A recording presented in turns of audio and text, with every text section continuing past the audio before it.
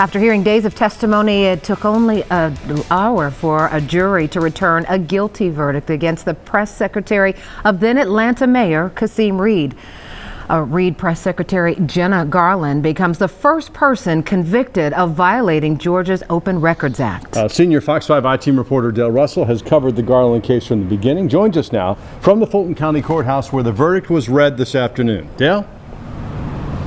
Ross, yes, it was, and it was about 2.5 days of testimony. When the jury went out, we were expecting maybe a lengthy, arguments ensuing inside the jury room, but they were back in an hour and 15 minutes, bringing in the historic verdict of guilty.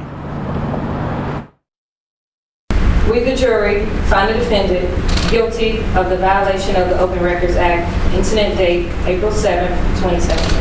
Former Mayor Kasim Reed's press secretary, Jenna Garland, now stands as the first person ever convicted under the Georgia Open Records Act.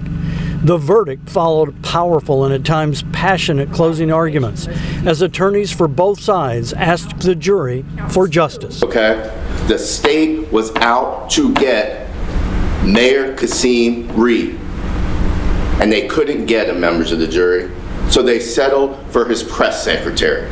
Attorney Scott Grubman, in a strong, at times theatrical closing argument, told the jury when the GBI couldn't make a case against Mayor Reed, they focused on 3 texts written by his press secretary, Jenna Garland.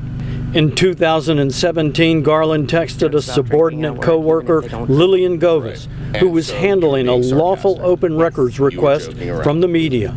The messages: confuse, slow down, and hold up providing politically sensitive Atlanta water bills to WSB-TV. But this isn't the mayor of the city of Atlanta. This wasn't the city attorney.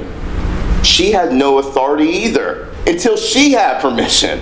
Grubman argued the state's case was riddled with holes and doubts, and he told the jury, don't focus on those texts. They were merely the frustrating product of a professional swamped with work and venting on a bad day. Tell the state, no. We don't do that in this country. No, we don't convict people of crimes on maybes or possiblies. Venting is not directing Watershed to drag out a legally required response as long as possible. Venting is not directing Watershed to provide records in the most confusing format available. That's not venting, that's against the law. Senior Assistant Attorney General Blair McGowan, in a calm, measured tone, told the jury the evidence clearly shows Jenna Garland was in control of this process and intentionally delayed providing water bills for weeks, violating the Open Records law. And today is the day that she is held accountable. Don't let her get away with this. And in the end, she didn't. And I think that it's important. These documents, the records that are held in trust for the people, open meetings. Georgia Attorney General Chris Carr. Are important to hold elected officials accountable. And the fact that this particular case ended the way that it did, I think is going to send a message. Just follow the law. We respect the jury's decision, the process, the system. Of course, Ms. Garland's disappointed. We're all disappointed. We disagree with the verdict. We disagree with some of the court's rulings, and we plan to appeal.